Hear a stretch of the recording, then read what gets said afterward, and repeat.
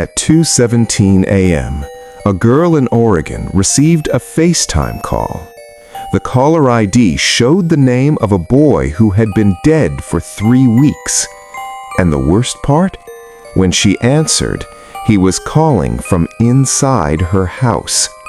This is not a creepypasta. This is not an urban legend. This case was briefly reported and then quietly buried. Tonight, I'm telling you everything. Horror. Ethan Miller, 22 years old, quiet, introverted, true crime YouTube fan, lived alone in a rented house in Ashland, Oregon. Lena Carter, 21 years old, college student, Ethan's online girlfriend, never met him in real life, talked to him every single night. They met online. That's where the nightmare started. Horror. In early 2022, Ethan uploaded a comment on a small horror YouTube channel. If someone stalks you online long enough, they don't need your address. Lena replied. That comment turned into a conversation. Conversation turned into nightly calls. Calls turned into something obsessive. They FaceTimed every night at exactly 2 a.m. Same time, same routine, and Ethan never missed a single night. One night, Lena joked, "What if someone is watching you through your camera?" Ethan didn't laugh. Instead, he whispered, "Sometimes I think they already are."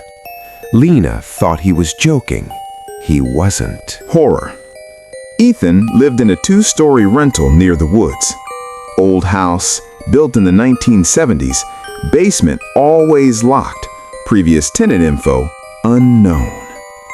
Ethan once said, "The landlord told me never to open the basement door." That sentence should have ended everything. But curiosity doesn't work that way. One night, Ethan sent Lena a video. It was 13 seconds long. The video showed his living room, lights off, only the TV glow.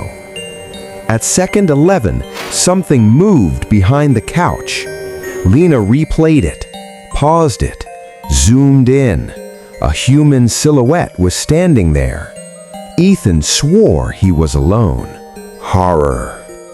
After that night, Ethan stopped sleeping. He told Lena, "I wake up at 2:17 every night. I can't move, and I hear breathing behind my bedroom door." Lena suggested a sleep disorder. Ethan replied, "Then why does my door handle move?" On March 14th, Ethan texted Lena, "If I don't answer tonight, please remember me." At 2 a.m., the call connected. Ethan looked terrified, sweating, eyes wide, whispering. He said only 4 words, "Someone is here." The call ended. Ethan never answered again. Horror. 3 days later, police found Ethan dead in his bedroom. Cause of death? Severe blunt force trauma. But here's what shook investigators. No forced entry, no fingerprints. Basement door was open. And inside the basement, nothing. Just one chair facing the wall. Horror. Police ruled it a possible intruder homicide. Case pending. Then silence. No arrests, no suspects. Until Lena received a call. Horror. 3 weeks after Ethan's death, at 2:17 a.m., Lena's phone rang. Caller ID, Ethan. Heart. She froze. Her hands were shaking. She answered. The screen turned black. Then the camera switched. Ethan was on screen, pale, eyes sunken, mouth smiling, and behind him, Lena's bedroom door. Ethan whispered, "Why did you let me answer the basement door?" Police confirmed Ethan Miller was dead. His phone was sealed as evidence. So how did Lena receive a FaceTime call from Ethan's phone 3 weeks after his burial? That question still has no official answer. Horror. After the call, Lena didn't scream. She didn't cry. She just stared at her phone because the call log changed by itself. The missed call disappeared. In its place was a new entry. Incoming, 2:17 a.m., 47 seconds. She never remembered talking for 47 seconds, but her phone did. Horror. The next morning, Lena opened her gallery. There was a new video. File name, bmt0217.move. She never recorded it. The video started shaky, like a phone placed on a floor. Then it stabilized. It was Ethan's basement. The same chair police mentioned, facing the wall. But this time, someone was sitting on it. The person was facing away from the camera, not moving, not breathing, for 39 seconds. At second 40, the head slowly turned. It wasn't Ethan. Horror. Lena drove straight to the Ashland Police Department. She showed them the call log, the video, the timestamp. The officer watching the footage went quiet. Then he paused it, zoomed in, and said something that made Lena's blood run cold. This footage was recorded from inside an evidence locker. Ethan's phone was never removed. Horror. Police couldn't explain it, so they did what police often do. They told Lena to stop talking about it, hand over her phone, and go home and rest. That night, someone knocked on Lena's bedroom door. 3 slow knocks. Tock, tock, tock. Horror. No phone rang. The voice came from behind the door. Soft, familiar. Lena, you promised you'd never hang up on me. She never answered. The knocking stopped. Her phone vibrated. A text message appeared. Look at your ceiling camera. She didn't own one. Horror. Her laptop turned on by itself. A live stream window opened. Title, Ashland, Basement Test, Live. The video showed Ethan's basement again, but this time, Lena noticed something new. Carved lines on the wall. Names, dates, dozens of them, all young, all different states, all connected to late-night video calls. Horror. Police reports later confirmed. Between 2014 and 2021, at least 12 missing person cases across the U.S. Common detail? Online-only relationships. Night calls between 2 and 3 a.m. Victims vanished from locked homes. Ethan wasn't the first. He was the last to answer the basement door. Horror. At exactly 2:17 a.m., Lena received one final FaceTime request. She didn't answer. The call auto-connected. The screen showed Ethan again, but this time he was crying. I didn't know it used faces, Lena. It just needs someone to open the door. Behind Ethan, the basement wall was gone. There was no room, just darkness, and something breathing inside it. Horror. As the call continued, Lena heard it. 3 knocks. Same rhythm. Same pause. Tuck. Tuck. Tuck. Her phone camera switched. The screen showed her own front door from the outside. Someone was holding the phone and whispering, "Your turn." The police believed the basement was empty, but they never checked what was listening. Because basements don't kill people. what answers from inside them does. Horror. Lena finally noticed the detail everyone missed. Every call, every video, every knock happened only when she was alone, never in public, never during daylight. Whatever was doing this, it was patient. Horror. Ignoring police orders, Lena searched online. Old forums, archived news, local Oregon PDFs. She found a sealed document from 1998.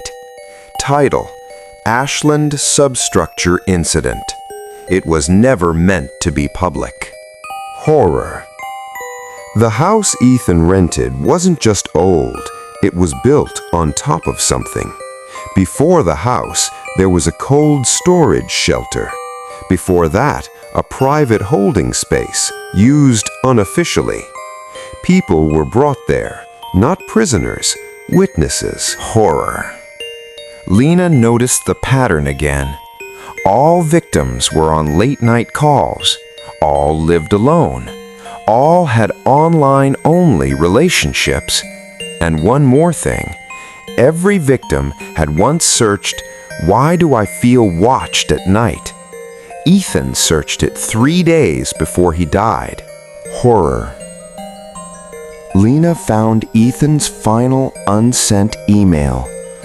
Draft saved, never sent. It read, "I opened the basement once. It didn't look back at me. It listened. And then it started using my voice." Ethan wasn't just a victim. He was a doorway. Horror. Police psychologists later theorized, the entity didn't hunt bodies. It hunted routines, late-night calls, whispers, loneliness. Once it learned your face, your voice, your habits, it didn't need you anymore. It could be you. Horror. At 2:17 a.m., Lena's phone rang again. Caller ID. Lena. Self. She didn't answer. The voicemail recorded anyway. Her own voice whispered, "You already let me in." Horror. 3 knocks weren't random. Lena found it in the document. It was a confirmation signal. 1 knock, listening. 2 knocks, learning. 3 knocks, ready. Once it knocks 3 times, it already knows you'll open it. Horror. Against protocol, police finally entered the basement again, this time with lights, cameras, backup. But the footage corrupted at exactly 2:17 a.m. All that remained was audio, heavy breathing, and a voice saying, "Too many of you at once." Horror. In the last clear frame, they saw him, not alive, not dead, standing against the wall, mouth moving, repeating names, including Lena's. Horror. Lena receives a final message. You watched. You listened. Now you open. Her door handle begins to turn, slowly, calmly, like it's already been inside before. The message was clear. There was no escape left, because whatever was knocking had already lived inside her. Horror. Lena looked at the clock.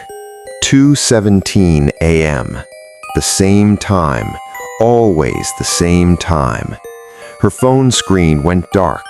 No signal, no battery icon, but the screen still reflected her face. Only it blinked out of sync. Horror. The front door handle turned again.